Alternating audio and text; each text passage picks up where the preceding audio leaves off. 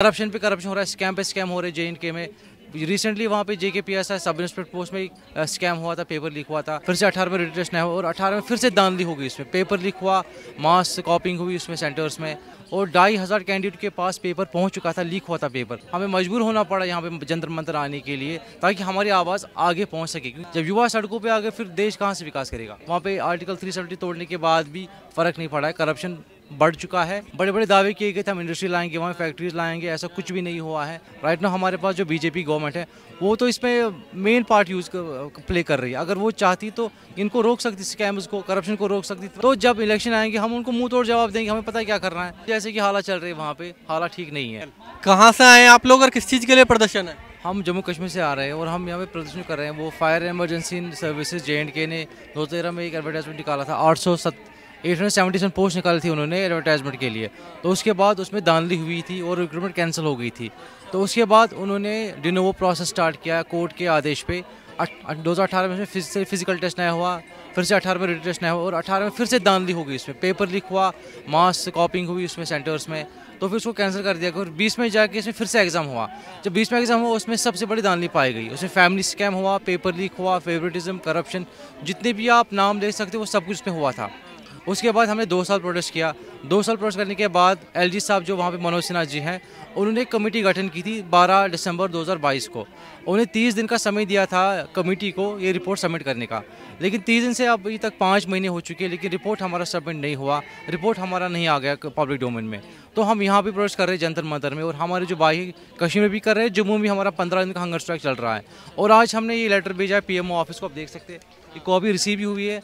हमें आशा है कि PM साहब जो है इस पर कार्रवाई करेंगे, क्योंकि हमारी जो गवर्नमेंट है LG साहब की, हम 15 से स्ट्राइक पे है, लेकिन हमारे पास LG साहब ने कोई वहाँ पे बंदा नहीं भेजा, एडमिनिस्ट्रेशन कोई नहीं आया, वहाँ भूखे पैसे वहाँ पे अभी हैं।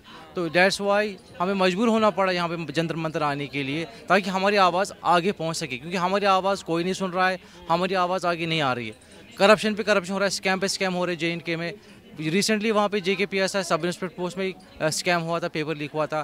फिर FAA में स्कैम हुआ था, JEE इंजीनियरिंग जल शक्ति उसमें भी स्कैम हुआ था, और ये तो ऑलरेडी है ही 2020 से स्कैम चल रहा है। वहाँ पे आर्टिकल 370 तोड़ने के बाद भी फ़र्क नहीं पड़ा है, करप्शन बढ़ चुका है। सरकार तो कह रही है 370 हटने के बाद में बहुत तेजी से विकास हो रहा है जम्मू कश्मीर का। देखिए विकास अब देख रहे हैं, अगर विकास हो तो हम तो यहाँ पे नहीं होते, हम कहाँ पे होते, हम नौकरियाँ कर रहे होते, लेकिन हम यहाँ पे सड़कों पे जंतर मंतर के पास। जम्मू में हम 15 दिन से हंगर स्ट्राइक पे हैं। अगर विकास हो तो फिर हमारे साथ भी हुआ होता, तो हम यहाँ पे क्यों हैं फिर? तो इसका मतलब गवर्नमेंट जो है खोखले दावे करती है लोगों को दिखाने के लिए, वहाँ पे ऐसा हो रहा है, ऐसा हो रहा है, लेकिन ऐसा कुछ नहीं हो रहा है।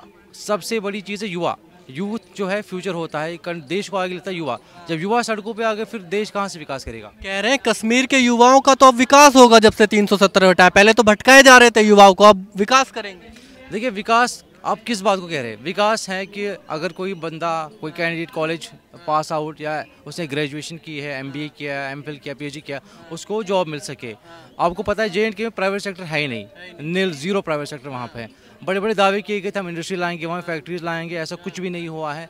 इसीलिए वहाँ पे जो युवा है there after the government jobs. और गवर्नमेंट जॉब में क्या हो रहा है? वहाँ पे स्कैम हो रहे हैं, वहाँ पे करप्शन हो रहा है, नेपोटिज्म हो रहा है। जो भाई भतीजा का है वही वैसा ही चल रहा है।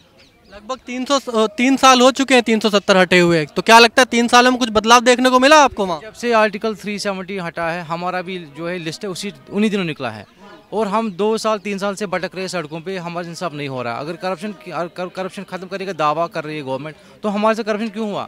इसमें धांधली इतनी कैसे हुई? कैसे इसमें 692 जितने भी सिलेक्टेड कैंडिडेट्स हैं उनके पास, सबके पास पेपर था। 2500 लड़कों के पास पेपर था, 6928 कैंडिडेट में पार्टिसिपेट किया उन्होंने, और 2500 कैंडिडेट के पास पेपर पहुंच चुका था, लीक हुआ था पेपर। सो इसका मतलब ये जो कंपटीशन जो था उनके बीच में था, जिनके पास पेपर ऑलरेडी पहुंच चुका था। हम खाली वहाँ पे टाइम अपना ज़ाया करने गए थे।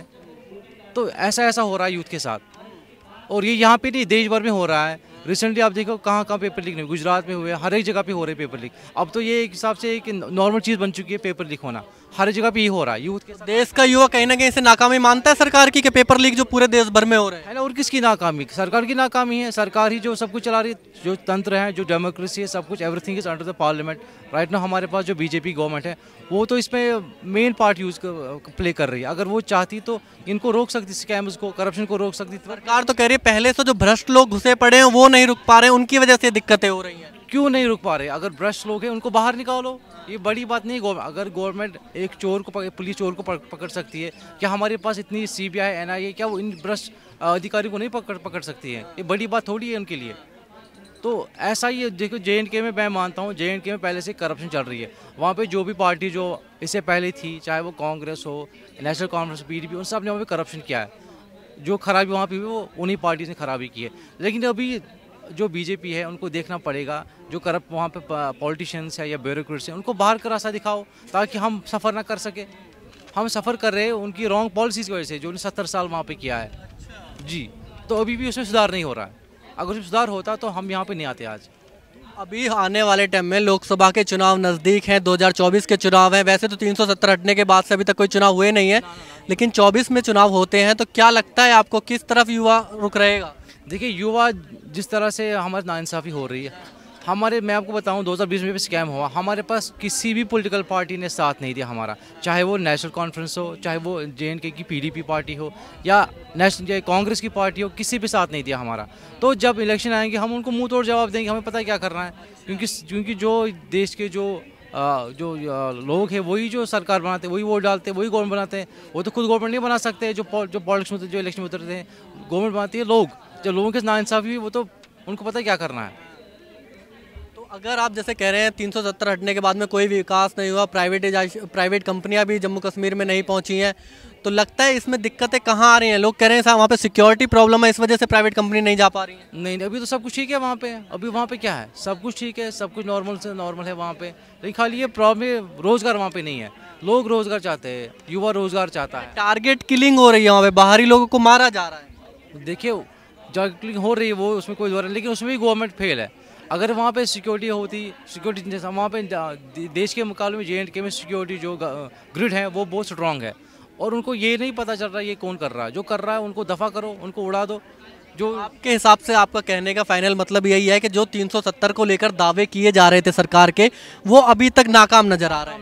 नाकाम नज़र आ रहे हैं। तभी तो हम सड़कों पे अभी है, वरना मैं सड़कों पे, हम श्रीनगर से जम्मू से यहाँ पे 900 किलोमीटर निकाल के यहाँ पे इस गर्मी में हमें थोड़ी यहाँ पे आने की ज़रूरत थी। अगर हमारे साथ इंसाफ होता, अगर युवाओं को रोज़गार मिलता, हम यहाँ पे आते नहीं। हम घर में बैठे थे। अभी आपको पता है रमज़ान का महीना चल रहा है, रोज़े सब हैं, हम भी रोज़े में हैं। जो वहाँ पे मौसम है वो यहाँ से वो ठीक है, वहाँ पे सर्दी है, यहाँ पे कितनी गर्मी है। हम यहाँ पे नहीं आते जब हमारे नाइंसाफ़ी नहीं होती। तो वैसे अगर वहाँ की सिचुएशन की बात की जाए, आप वहाँ रह रहे हैं, वहाँ के अभी हालात कैसे मानते हैं?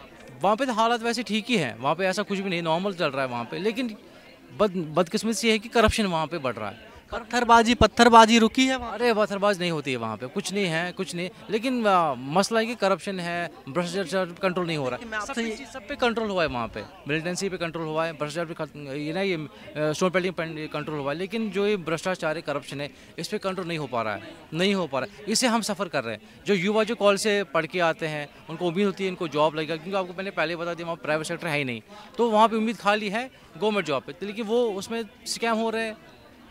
आपको क्या लगता है कौन सी सरकार वहाँ पर बेहतर रह पाएगी? देखिए, हम तो ये नहीं कह सकते हैं कौन सरकार बेहतर, जो अच्छा करेगी वही अच्छा वहाँ पे आगे। हम तो फ्यूचर तो हम नहीं देख सकते कौन अच्छा करेगी। लेकिन अभी जैसे कि हालात चल रहे हैं वहाँ पे, हालात ठीक नहीं है, क्योंकि भ्रष्टाचार है। एज पर सिचुएशन इज कंसर्न, जो सिचुएशन वहाँ पे है वहाँ पे सिचुएशन ठीक अभी है, बाकी सब कुछ नॉर्मल चल रहा है। खाली यही कि भ्रष्टाचार वहाँ पे ऐसे जा रहा है, ऐसे जाना चाहिए था लेकिन ऐसे जा रहा है। हाँ, यही दिक्कत है। प्राइवेट काम चल रहे हैं वहाँ पर अभी? प्राइवेट मतलब आप प्राइवेट सेक्टर की बात कर रहे हैं? प्राइवेट सेक्टर वहाँ पे नहीं है, जीरो है। अगर वहाँ पे जॉब मिलेगा प्राइवेट सेक्टर में, स्कूल में जॉब मिलेगा आपको, वहाँ पे 5,000 की सैलरी देंगे आपको, बस, उससे ज़्यादा नहीं मिलेगी आपको। अरे कोरोना के बाद से टूरिज्म कितना है, टूरिस्ट वगैरह पहुँच रहे हैं? टूरिस्ट बहुत है वहाँ पे। अभी रिसेंट ट्यूलिप गार्डन वहाँ पे खुल गया है, तो वहाँ पे बहुत सारे टूरिस्ट आ रहे हैं, बहुत सारे। गुलमर्ग में भी इस साल बहुत स्नोफॉल हुआ था, टूरिस्ट बहुत आ रहे हैं वहाँ पे। सिक्योरिटी की नज़र से देखा जाए तो 370 हटने के बाद में सिक्योरिटी की नज़र से कैसा रहा है? सिक्योरिटी की नज़र से ठीक ही रहा है। मैंने तो पहले कहा नॉर्मल सी वहाँ पे अच्छी है, लेकिन खाली भ्रष्टाचार पे कंट्रोल नहीं हो पा रहा है, क्योंकि उससे युवा बहुत हताश है। क्योंकि हम चाहते हैं कि रोज़गार मिले वहाँ पे, अच्छे से वहाँ पे सब कुछ रहे, जैसे बाकी जो स्टेट्स में रोज़गार है, प्राइवेट सेक्टर। चलो मान लो, चलो अगर स्कैम पे कंट्रोल नहीं हो पा रहा है, कम से कम प्राइवेट सेक्टर वहाँ पे अच्छा लाए, ताकि हमें जॉब मिले, हम गवर्नमेंट जॉब के पीछे ना रहे।